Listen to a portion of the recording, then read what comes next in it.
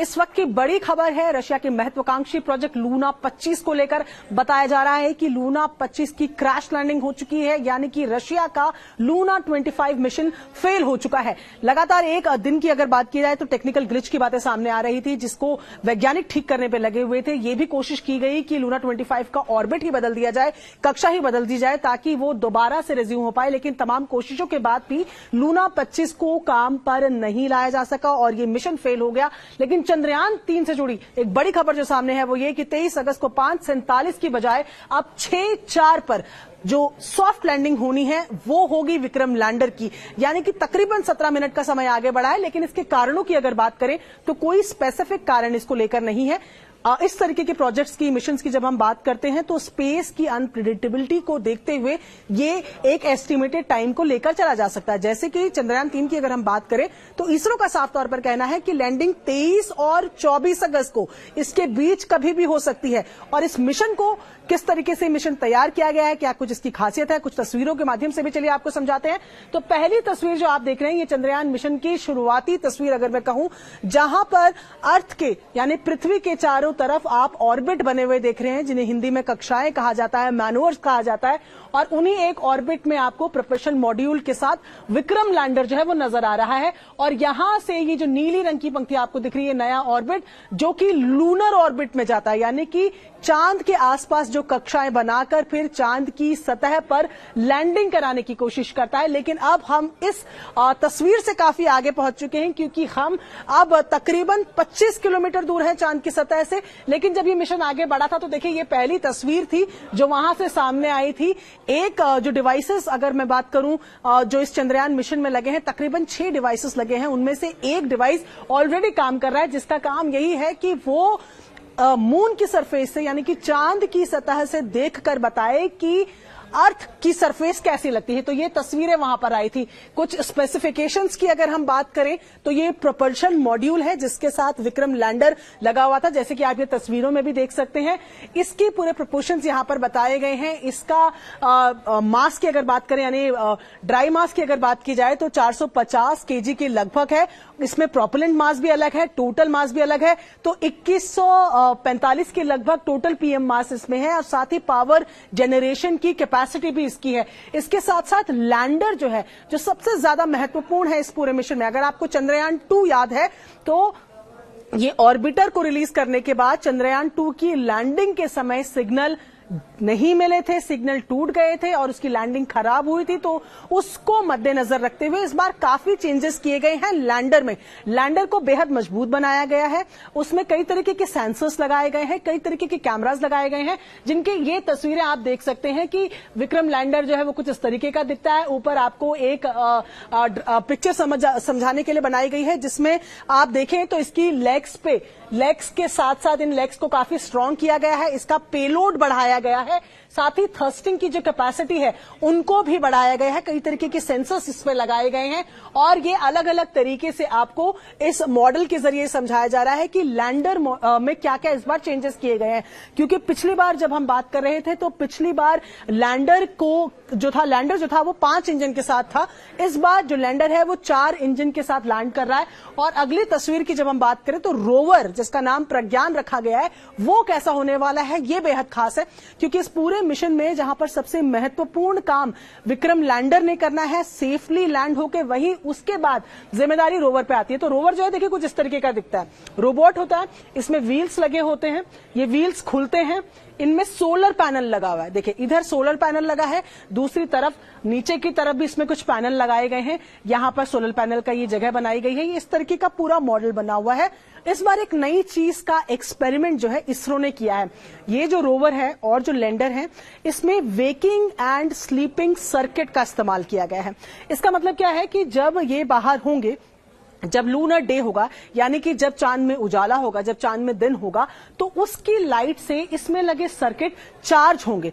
और अगर वो चार्ज होने में सक्सेसफुल हो जाते हैं और अगर वो आगे की एनर्जी को पास करने में सक्सेसफुल हो जाते हैं, तो जो मिशन फिलहाल 14 दिन का, पृथ्वी पर 14 दिन का है, और मून में केवल 1 दिन का है, तो ऐसे में वो आगे भी बढ़ सकता है। आपको पता है कि मेनली ये जो हमारा मिशन है ये केवल 14 दिन का ही क्यों है, या चांद पर 1 दिन का ही क्यों है? क्योंकि चांद में टेम्परेचर जो है, गर्म टेम्परेचर की अगर बात करें तो गर्मी वहां पर +100 में होती है, और ठंड की बात करें तो ठंड जो है वो +120 में होती है, यानी कि वहां पर टेम्परेचर एक्सट्रीम हाई रहते हैं।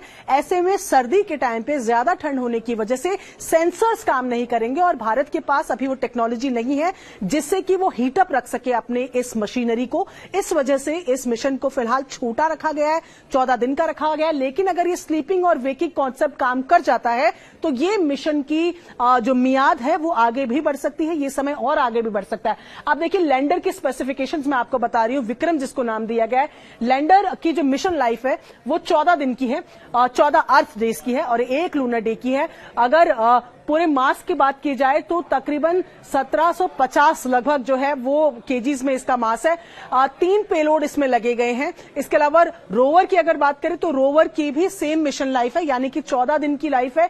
इसका जो वेट है वो तकरीबन 26 केजी है। इसमें भी 2 पेलोड लगाए गए हैं। अब ये पेलोड्स क्या है वो मैं आपको समझाने की कोशिश करती हूं। 5 पेलोड जो है वो लैंडर और रोवर में लगे हुए हैं। दरअसल पेलोड ही वो चीजें हैं जो हमारे लिए इंफॉर्मेशन गैदर करके लाएगी कि असल में इस मिशन का रिजल्ट क्या है। तो देखिए ये लैंडर पेलोड्स हैं। एक इसमें रंभा एलपी लगा है जिसका काम होगा कि ये सरफेस प्लाज्मा के बारे में, जो आयंस होते हैं, जो इलेक्ट्रॉन्स होते हैं, उसके बारे में ये जानकारी इकट्ठा करेगी। उसके बाद चास्टेकर की ये चंद्रा सरफेस थर्मोफिजिकल एक्सपेरिमेंट है, ये दूसरा पेलोड है जिसका काम होगा कि वहां पर थर्मल प्रॉपर्टीज किस तरीके से है, पोलर रीजन साउथ पोल में क्योंकि हम लोग लैंड करने वाले हैं तो वहां पर किस तरीके की थर्मल एक्टिविटीज है उसको ये देखेगी। इल्सा जो है वो instrument for lunar seismic activities है। जैसे कि हम लगातार कहते आ रहे हैं कि जो मून है उसका अपना एक एटमॉस्फेयर है, वहां पर भी कई चीजें होती है। ऐसे में क्या वहां पर भूकंप जैसी स्थितियां भी बनती हैं, उन चीजों की रिसर्च करेगा ये इल्सा। और इसके साथ साथ एपीएक्स यहां पर है जो कि अल्फा पार्टिकल्स की स्टडी करेगा, जो रोवर में लगा हुआ है। और लेजर इंड्यूस ब्रेकडाउन स्पेक्ट्रोस्कोप जो है वो भी रोवर में लगा हुआ है, जो कि कॉम्पोजिशंस बताएगा किस किस तरीके के मिनरल्स हैं, किस किस तरीके के खनिज वहां पर हैं। कई रेयर मिनरल्स होने की बात चांद में कही जाती है, तो उन सब की जिम्मेदारी जो है वो रोवर पे लगे पेलोड्स पे आती है। और इसके बाद अगर हम बात करें तो लूना की जो हम सबसे पहले शुरुआत में बात कर रहे थे, जरा लूना और चंद्रयान को का गैप आप समझिए कि कैसे हमारे मिशन में 40 दिन और लूना में महज 11 दिन लग रहे थे। ये जो तस्वीर आप देख रहे हैं ये चंद्रयान की है, ये पृथ्वी है। पृथ्वी से बाहर निकलने में चंद्रयान को 1 2 3 4 5 कक्षाएं यानी कि 5 ऑर्बिट बनाने पड़े, और इसके बाद ये यहां से अर्थ के ग्रेविटेशनल फोर्स से बाहर होता हुआ लूनर ऑर्बिट की तरफ गया, जहां पर 1 2 3 4 5 और अभी तक ये ऑर्बिट बनाने का काम जो है वो चल रहा है। तो ये है चंद्रयान की इमेज। लूना ने क्या किया? लूना के पास इतना पावरफुल रॉकेट लॉन्चर है कि एक चक्कर में यहां से वो बाहर आए अर्थ से, और एक चक्कर में जहां हमारे 5 ऑर्बिट लगे थे वो केवल 1 ऑर्बिट से बाहर निकलकर केवल 2 ऑर्बिट में चांद के पास पहुंच गए। इसीलिए हमारा समय 40 दिन का और लूना का समय तकरीबन 11 दिन का माना जा रहा था। हालांकि टेक्निकल डिफिकल्टीज के चलते अब बताया जा रहा है कि क्रैश लैंडिंग हो चुकी है लूना की। लेकिन ये डिफरेंस, क्योंकि लोग अक्सर ये पूछते हैं कि हमारा मिशन तो उनसे पहले शुरू हुआ था तो हमसे पहले कैसे पहुंच रहे हैं, उसका मुख्य कारण है कि उनके पास उनका स्पेस सिस्टम बहुत ज्यादा स्ट्रांग है। उनके पास बहुत पावरफुल जो रॉकेट लॉन्चिंग व्हीकल्स हैं वो हैं, जिसका इस्तेमाल इन्होंने इसमें भी किया। और आप मानेंगे कि रशिया जो है 49 इयर्स के बाद उन्होंने मून पर जाने का ये कोई प्रोजेक्ट रखा, और वो भी उसी जगह जहां पर भारत अटेम्प्ट कर रहा था, यानी कि साउथ पोल में। यहां अहम बात यह भी है कि साउथ पोल पे इंडिया की सॉफ्ट लैंडिंग होते ही भारत वो पहला देश बन जाएगा जो चांद के इस हिस्से में लैंड कर रहा है और इससे जुड़ी जानकारी दे रहा है। तो ये तस्वीर हो गई। और यहां अगर मोटे तौर पर चंद्रयान और लूना की कंपैरिजन करें तो इसमें यही वो तमाम जानकारी कि जुलाई 14 को चंद्रयान यहां से लॉन्च किया गया था, 10 अगस्त को वो किया गया था। वेट में काफी फर्क है, उनका जो लूना 25 है वो काफी हल्का बना हुआ है, उसकी तुलना में बहुत लोड है चंद्रयान की अगर बात करी जाए। और दोनों की कंपैरिजन करना किसी भी मायने में सही नहीं, क्योंकि दोनों अलग अलग तरीके से बनाए गए हैं, लॉन्च किए गए हैं। लेकिन क्यों जरूरी है चंद्रयान 3 का ये मिशन? देखिए, चंद्रयान 2 के मिशन के दौरान लैंडर की लैंडिंग ना होने की वजह से जिन चीजों के बारे में हम जानकारी इकट्ठी नहीं कर पाए थे, वो चंद्रयान 3 करेगा। हम ही वो हैं जिन्होंने चंद्रयान 1 के दौरान ये बताया कि मून में यानी चांद में आइस मिल रही है, पानी है। और ऐसे में अब एक्सपेक्टेशंस भारत से और भारत के चंद्रयान मिशन से तमाम लोगों की बढ़ी हुई है। तो पानी तो वहां पर है ही, जिसको लेकर और पुष्टि करनी है इस बार। उसके अलावा कई खनिज और कई ऐसी चीजें हैं जो हमें चांद के बारे में और चांद से बढ़कर अंतरिक्ष के बारे में कुछ और ज्यादा जानकारी देंगे। लेकिन अगर आपको लग रहा है कि इसरो का बस ये ही एक प्रोजेक्ट है, तो यहां आपको बता दें कि चंद्रयान मिशन के सक्सेसफुल होने के बाद चांद से फिर हम सीधा सूरज पर जाने वाले हैं, क्योंकि अगला मिशन जो है उसका नाम अभी तक आदित्य रखा गया है। और आदित्य जो है वो सन को लेकर एक मिशन रहेगा। इसके अलावा एक्सपैट एक मिशन है।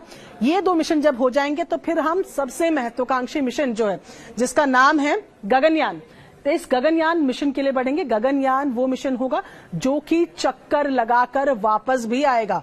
यानी कि पहले 2 गगनयान 1 और गगनयान 2 की जो बात की जा रही है, उनको बताया जा रहा है कि अनमैन्ड रहेंगे, लेकिन गगनयान 3 से हम लोगों को अंतरिक्ष में भेजेंगे, लोगों को यानी साइंटिस्ट को और जो एस्ट्रोनॉट्स हैं उनको, वो जानकारी इकट्ठी करके फिर वापस भारत में लाएंगे। तो इसरो का ये प्लान है चंद्रयान 3 के बाद। मुझे उम्मीद है कि इस तमाम चीजों के साथ आपको थोड़ी जानकारी मिली होगी।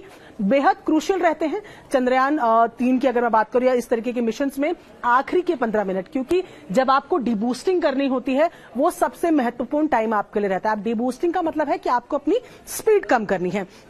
जिस टेंजेंट पे फिलहाल या जिस ऑर्बिट में फिलहाल आप मानिए कि चांद के चारों तरफ अभी चक्कर लगा रहा है विक्रम लैंडर, उससे अपनी स्पीड को कम करना है। 100/100 की स्पीड को 0.2 किलोमीटर तक लाना होता है। तो उसको क्या करना होता है, क्योंकि मून के आसपास ग्रेविटेशनल फोर्स नहीं है, तो ऐसे में आपके पास स्पीड कम करने के लिए ऑपोजिट थर्स्टिंग के अलावा और कोई तरीका नहीं है। और इसी टेक्निक का इस्तेमाल करते हुए, उल्टी थर्स्टिंग करते हुए स्पीड को कम किया जाता है। ऐसे में स्पीड को कम करना, उसको मेंटेन कर पाना सबसे बड़ा चैलेंज होता है। क्योंकि आप समझिए कि अगर मैं आपको एग्जांपल के, मेरे हाथ को आप समझिए, तो अगर ये विक्रम लैंडर है जो फिलहाल इस तरीके से फ्लोट हो रहा है, तो अभी ये इस तरीके से पूरे ऑर्बिट में चक्कर लगा रहा है, पर जब इसे लैंड करना है तो ये इस तरीके से लैंड करेगा। तो इसे पहले इन 4 पांवों को ऐसे सेट करना होगा। जब ये सेट हो जाएगा तो इसके बाद ही ये खुलेगा और उससे निकलेगा हमारा प्रज्ञान रोवर। तो सबसे बड़ा चैलेंज और सबसे क्रूशियल मूवमेंट इस सॉफ्ट लैंडिंग का ही रहने वाला है। लेकिन देखिए, वैज्ञानिकों की अगर बात करें, इसरो की बात करें, 1 साल से ज्यादा तैयारी इसकी टेस्टिंग को लेकर ही हुई है। कैसा माहौल रहता है चांद में, कितना ग्रेविटेशनल फोर्स, कितना प्रेशर, कितना कुछ, उसी के बीच टेस्टिंग की गई है कि कैसे एडवर्स से एडवर्स या प्रतिकूल से प्रतिकूल परिस्थितियां होने पर भी लैंडिंग तो हो ही जाए। ऐसे में इस बार 23 अगस्त का दिन, और अभी तक बताया जा रहा है कि 6:04 पर ऐतिहासिक क्षण होगा जब भारत का चंद्रयान 3 सॉफ्ट लैंडिंग करेगा और साउथ पोल पर पहुंचने वाला पहला देश होगा।